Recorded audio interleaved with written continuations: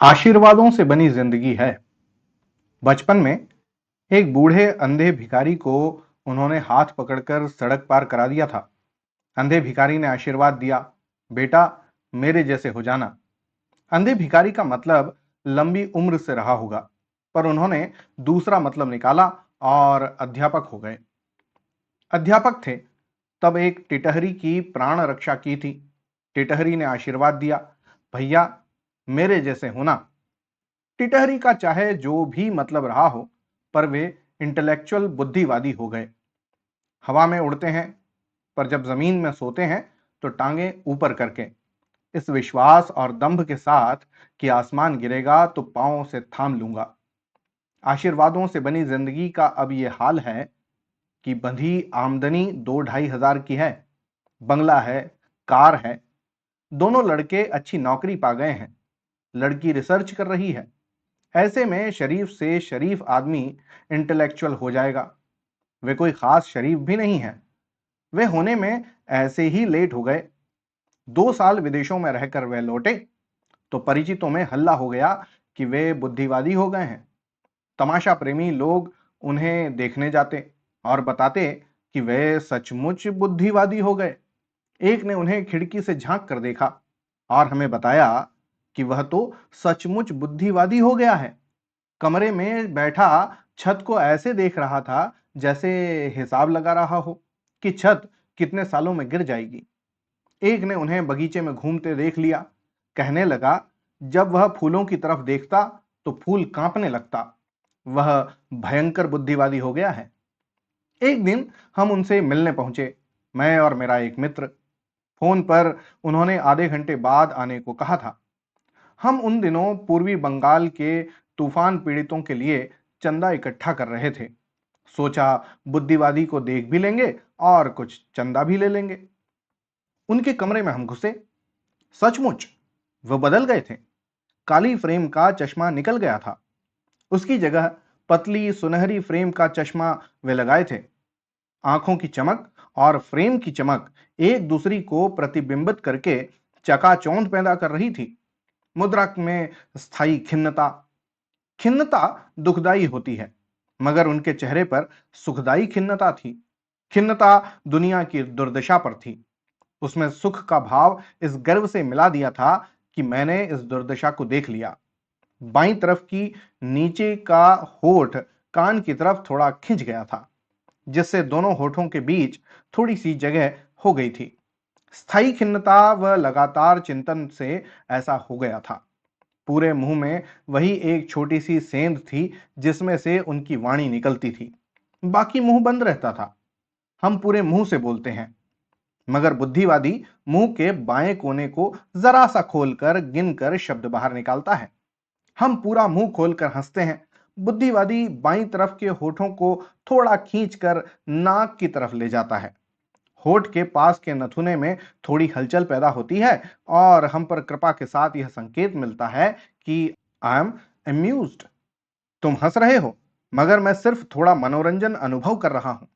गंवार हंसता है, बुद्धिवादी सिर्फ रंजित होता है।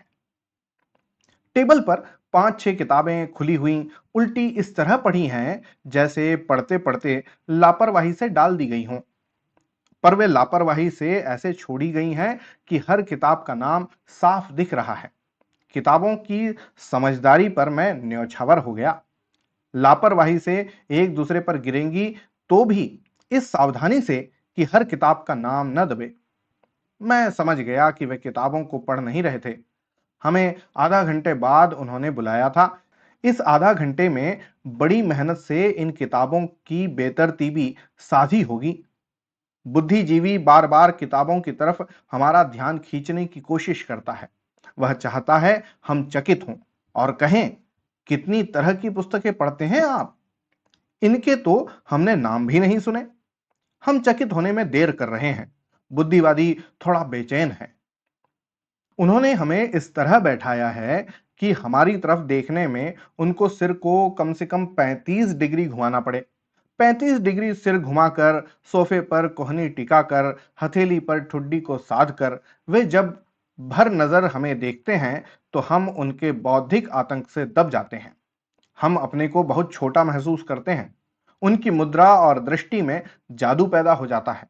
जब इस कोण से हमें देखकर वे पेट में से निकलती सी धीमी गंभीर आवाज में कहते हैं, टू माई माइंड, तो हमें लगता है यह आवाज ऊपर बादलों से आ रही है, पर आसमान तो साफ है। बड़ी कोशिश से हम यह जान पाते कि यह आवाज बुद्धिवादी के होठों के बाएं बाजू की पतली सी सेंध में से निकली है। जब वे टू माई माइंड कहते हैं तब मुझे लगता है मेरे पास दिमाग ही नहीं है। दुनिया में सिर्फ एक दिमाग है और वह इनके पास है। जब वे 35 डिग्री सिर को नहीं घुमाए होते हैं और हथेली पर ठुड्डी नहीं होती है, तब वे बहुत मामूली आदमी लगते हैं। कौन से बुद्धिवाद साधने की कला सीखने में अभ्यास लगा होगा इनको। बुद्धिवादी में लय है, सिर घुमाने में लय है, हथेली जमाने में लय है, उठने में लय है, कदम उठाने में लय है, आलमारी खोलने में भी लय है, किताब निकालने में लय है, किताब के पन्ने पलटने में लय है। हर हलचल धीमी है, हल्का व्यक्तित्व हड़बड़ाता है। इनका व्यक्तित्व बुद्धि के बोझ से इतना भारी हो गया है कि विशेष हरकत नहीं कर सकता। उनका बुद्धिवाद मुझे एक थुलथुल मोटे आदमी की तरह लगा जो भारी कदम से धीरे धीरे चलता है। वे बोले, मुझे यूरोप जाकर समझ में आया कि हम लोग बहुत पतित हैं।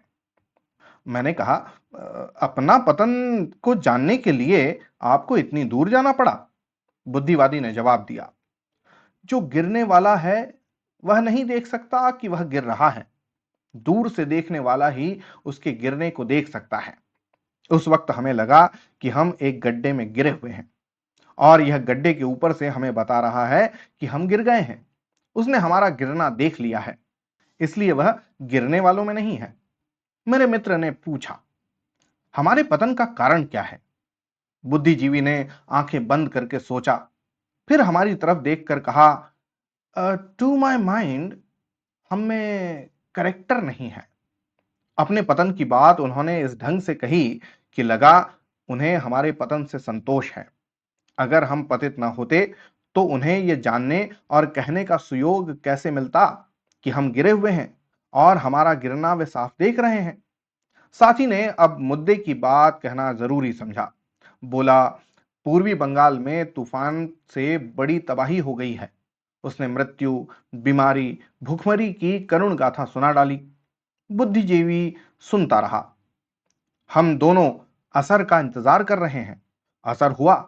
बुद्धिवादी ने मुंह के कोने से शब्द निकाले, हाँ, मैंने अखबार में पढ़ा है। उस वक्त हमें लगा कि पूर्वी बंगाल के लोग कृतार्थ हो गए हैं कि उनकी दुर्दशा के बारे में इन्होंने पढ़ लिया। तूफान सार्थक हो गया। बीमारी और भुखमरी पर उन्होंने बड़ा एहसान कर डाला। मैंने कहा, हम लोग उन पीड़ितों के लिए धन संग्रह करने निकले हैं। हम चंदा लेने आए थे। वे समझे हम ज्ञान लेने आए हैं। उन्होंने हथेली पर ठुड्डी रखी और उसी मेघ गंभीर आवाज में बोले, टू माई माइंड, प्रकृति संतुलन करती चलती है। पूर्वी बंगाल स्थान की आबादी बहुत बढ़ गई थी। उसे संतुलित करने के लिए प्रकृति ने तूफान भेजा था। इसी बीच पूर्वी बंगाल में उनकी सहायता के अभाव में एक आदमी और मर गया होगा। अगर कोई आदमी डूब रहा हो तो वे उसे बचाएंगे नहीं, बल्कि सापेक्षिक घनत्व के बारे में सोचेंगे।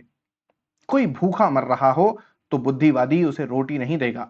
वह विभिन्न देशों के अन्न उत्पादन आंकड़े बताने लगेगा। बीमार आदमी को देखकर वह दवा का इंतजाम नहीं करेगा, वह विश्व स्वास्थ्य संगठन की रिपोर्ट उसे पढ़कर सुनाएगा। कोई उसे अभी आकर खबर दे कि तुम्हारे पिताजी की मृत्यु हो गई, तो बुद्धिवादी दुखी नहीं होगा, वह वंश विज्ञान के बारे में बताने लगेगा। हमने चंदे की उम्मीद छोड़ दी। अगर हमने बुद्धिवादी से चंदा मांगा तो वह दुनिया की अर्थव्यवस्था बताने लगेगा। अब हमने अपने आप को बुद्धिवादी को सौंप दिया। वह सोच रहा था, सोचकर बड़ी गहराई से खोज कर लाया वह सत्य जिसे आज तक कोई नहीं पा सका था। बोला, to my mind, our greatest enemy is poverty. मतलब मेरे विचार में हमारा सबसे बड़ा शत्रु गरीबी है। एक वाक्य सूत्र रूप में कहकर बुद्धिवादी ने हमें सोचने के लिए वक्त दे दिया। हमने सोचा, खूब सोचा, मगर गरीबी की समस्या के हल के लिए फिर बुद्धिवादी की तरफ लौटना पड़ा। मैंने पूछा, गरीबी दुनिया से कैसे मिट सकती है? बुद्धिवादी ने कहा, मैंने सोचा है, पूंजीवाद और साम्यवाद दोनों मनुष्य विरोधी हैं। ये दोनों गरीबी नहीं मिटा सकते। हमें आधुनिक तकनीकी साधनों का प्रयोग करके खूब उत्पादन बढ़ाना चाहिए। मैंने पूछा, मगर वितरण के लिए क्या व्यवस्था होगी? बुद्धिवादी ने कहा, वही मैं आजकल सोच रहा हूं, एक थ्योरी बनाने में लगा हूं। मनुष्य जाति की तरफ आशा की एक किरण बढ़ाकर बुद्धिवादी चुप हो गया। मेरे साथी ने कहा, हमें समाज का नव निर्माण करना पड़ेगा। बुद्धिवादी ने फिर हम दोनों को घूर कर देखा। बोला, समाज का पहला फर्ज यह है कि वह अपने को नष्ट कर ले। Society must destroy itself. यह जाति, वर्ण और रंग और ऊंच नीच के भेदों से जर्जर समाज पहले मिटे, तब नया बने।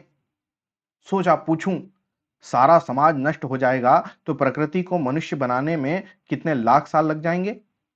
मैंने पूछा नहीं। यह सोचकर संतोष कर लिया कि सिर्फ मैं समझता हूं, यह एहसास आदमी को नासमझ बना देता है।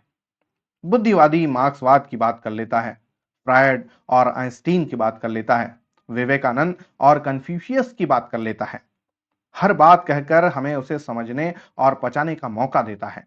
वह जानता है ये बातें हम पहली बार सुन रहे हैं। हम पूछते हैं, फिर दुनिया की बीमारी के बारे में आपने क्या सोचा है? किस तरह यह बीमारी मिटेगी? वह आंखें बंद कर लेता है, सोचता है। हम बड़ी बात सुनने के लिए तैयार हो जाते हैं। बुद्धिवादी कहता है, ultimately I have to return to Gandhi. मतलब आखिर मुझे गांधी की तरफ लौटना पड़ता है। बुद्धिवादी अब क्रांतिकारिता पर आ गया है। कहता है, स्टूडेंट पावर, यूथ पावर। हमें अपने समाज के युवा वर्ग को आजादी देनी चाहिए। वही पलटेंगे इस दुनिया को, वही बदलेंगे। जो कौम अपने युवा वर्ग को दबाती है वह कभी ऊपर नहीं उठ सकती। यह किताबें देखिए, मर्क्यूज की, यह कोहेन बेंडी की किताब। बुद्धिवादी गंभीर हो गया। उसने अंतिम सत्य कह दिया। हम उठने की तैयारी करने लगे। उसी वक्त नौकर ने एक लिफाफा लाकर उन्हें दिया। बुद्धिवादी चिट्ठी पढ़ने लगा। पढ़ते पढ़ते उसमें परिवर्तन होने लगे। 35 डिग्री का सिर का कोण धीरे धीरे कम होने लगा। बुद्धिवादी सीधा बैठ गया। होठ की मरोड़ मिट गई। आंखों में बैठी बुद्धि गायब हो गई। उसकी जगह परेशानी आ गई। चेहरा सपाट हो गया। सांस जोर से चलने लगी। बुद्धिवादी निहायत बोड़म लगने लगा। बुद्धिवादी ने चिट्ठी को मुट्ठी में कस लिया, चश्मा उतार लिया। हम नंगी आंखें देख रहे थे। वे बुझ गई थीं। चमक चश्मे के साथ ही चली गई थी। दम्भ शायद मुट्ठी में चिट्ठी के साथ दब गया था। मैंने पूछा, आप परेशान हो गए? सब खैर तो है? बुद्धिवादी हतप्रभ था। वह हमारे सामने अब उस असहाय बच्चे की तरह हो गया था जिसका खिलौना बाल्टी में गिर गया हो। गहरी सांस लेकर बुद्धिवादी ने कहा, यह जमाना आ गया। मैंने पूछा, क्या हो गया? बुद्धिवादी ने कहा, लड़की अपनी मौसी के घर लखनऊ गई थी, वहीं उसने शादी कर ली। हमें पता तक नहीं। मैंने पूछा, लड़का क्या करता है? बोले, इंजीनियर है। मैंने कहा, फिर तो अच्छा है। बुद्धिवादी उखड़ पड़ा, क्या अच्छा है? मैं उसे जेल भिजवा कर रहूंगा। हमारे सामने एक महान क्षण उपस्थित था। मनुष्य जाति के आंतरिक संबंधों के बारे में कोई महान सत्य निकलने वाला है उनके मुख से। अब उनका मुंह पूरा खुलने लगा है। चश्मा लगाए वे तब होठों की संपुट के कोने से गुरु गंभीर आवाज निकालते थे, अब पूरा मुंह खोलकर बोलते हैं। बुद्धिवादी इस स्थिति का क्या विश्लेषण देता है? यूथ पावर, स्त्री पुरुष संबंधों की बुनियाद, विवाह की स्वतंत्रता। हम उनके मुख की तरफ देखते हैं। उनकी परेशानी बढ़ती जाती है। चिट्ठी को वे लगातार भींच रहे हैं। वे शायद पत्नी को यह खबर बताने को आतुर हैं, पर हम यह जानने को आतुर हैं कि इतनी अच्छी शादी को लेकर ये परेशान क्यों हैं। जरूर इसमें कोई महान दार्शनिक तथ्य निहित है जो सिर्फ बुद्धिवादी समझता है। मैंने कहा, लड़का लड़की बड़े हैं, शादी मौसी की यहां हुई है, वर अच्छा है, फिर आप दुखी और परेशान क्यों हैं? हम जिज्ञासुओं को यह रहस्य बताइए ताकि हम जीवन के प्रति बुद्धिवादी दृष्टिकोण अपना सकें। उन्होंने नंगी बुझी आंखों से हमारी तरफ देखा, फिर अत्यंत भरी आवाज में कहा, वह लड़का कायस्थ है ना।